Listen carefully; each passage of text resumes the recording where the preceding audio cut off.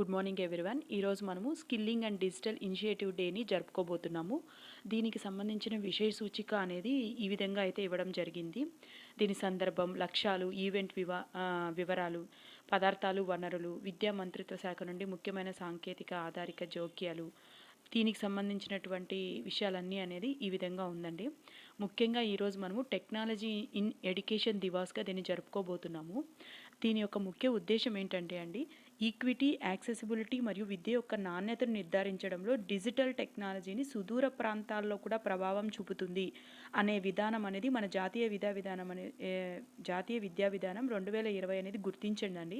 అందుకనే బోధనలోను, అభ్యసనలోను, మూల్యాంకనంలోను వీటన్నిటిని మెరుగుపరచడం కోసము ఈ టెక్నాలజీ అనేది యూజ్ చేయాలి. ఉపాధ్యాయులు తయారు చేసుకునేటువంటి టీఎల్ఎం కావచ్చు, అడ్మిషన్స్ కావచ్చు, విద్యా ప్రణాళిక కావచ్చు, పాఠశాల పరిపాలన కావచ్చు, క్రమబద్ధీకరణ కావచ్చు, ప్రతి ఒక్కటి డిజిటలైజేషన్, ఆన్లైన్ అన్నిటికీ కూడా యూజ్ చేయడమే దీని యొక్క ముఖ్య ఉద్దేశం అండి. దీని యొక్క లక్ష్యాలు సాంకేతికతపై NEP 2020 దృష్టిని హైలైట్ చేసిందండి. డిజిటల్ విద్య యొక్క ప్రయోజనాలను మనం ప్రదర్శించాలండి. టీచర్స్ అనేవాళ్ళు పిల్లలకి దాని యొక్క గొప్పతనాన్ని అనేది తెలియజేసి దానిలో గురించి విద్యార్థులకు తెలియజేసి దాన్ని ఫాలో అయ్యే విధంగా చేయాలి. మెయిన్ పాఠశాల ఆవరణంలో ఈ విధానాన్ని అనేది మనము కండక్ట్ చేయాలి, ఎగ్జిబిట్ చేయాలి. అలాగే ఇక్కడ ప్రేక్షకులు వచ్చేసి అధ్యాపకులు, విద్యార్థులు, తల్లిదండ్రులు, మీడియా ప్రతినిధులు అందరూ కూడా ఇక్కడ ప్రేక్షకులుగా హాజరవ్వి మన కార్యక్రమాలను అయితే మనం నిర్వహించాల్సి ఉంటుందండి. ఇక్కడ వర్క్షాప్ అనేది నిర్వహించాల్సి ఉంటుందండి.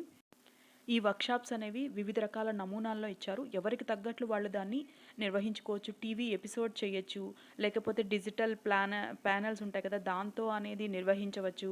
అలాగే కంటెంట్ పైన దృష్టి సారించి వీడియో కావచ్చు, లేదంటే సాఫ్ట్వేర్ ద్వారా, కంప్యూటర్ ద్వారా ఏ విధంగా అయినా సరే ఆ విషయాన్ని అనేది పేరెంట్స్ కావచ్చు, టీచర్స్, పిల్లలు అందరూ తెలుసుకునే విధంగా అయితే మనం దీన్ని చేయాల్సి ఉంటుందండి. దీక్షలో మొత్తం లెర్నింగ్ సెషన్లు 531 కోట్లు అంటండి.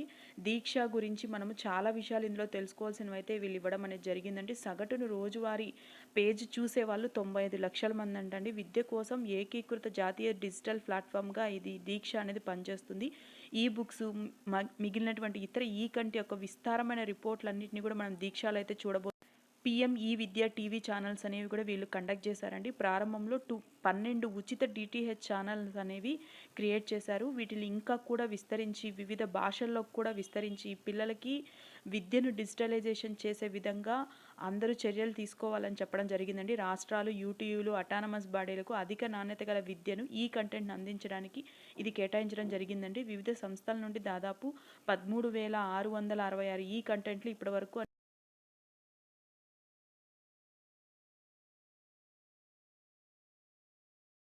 వీటన్నిటి ద్వారా కూడా విద్య అనేది కమ్యూనికేట్ అవ్వడం కోసం అనేది చాలా ఇంపార్టెన్స్ ఇవ్వడం అనేది జరిగిందండి దీంట్లో. కాబట్టి ఇందులో వర్చువల్ ల్యాబ్స్ అనేవి కూడా క్రియేట్ చేయడం అనేది జరిగిందండి. దీని ద్వారా ప్రస్తుతం 280కి పైగా వర్చువల్ ల్యాబులు అనేవి ప్రజెంట్ పనిచేస్తున్నాయి.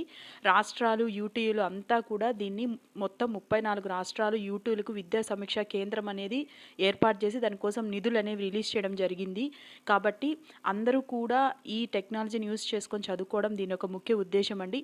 మనమైతే మన రేంజ్లో మన పాఠశాలలో అయితే నిర్వహించవలసింది ఏంటంటే, పిల్లలకి ట్యాబ్స్ కానీ, ప్యానెల్స్ కానీ, టీవీలు కానీ అన్నీ కరెక్ట్గా వర్క్ చేస్తున్నాయా లేదా అనేది చూసుకొని వాటిని మనము పిల్లలతో ఉపయోగించే విధంగా చేయడమే మెయిన్.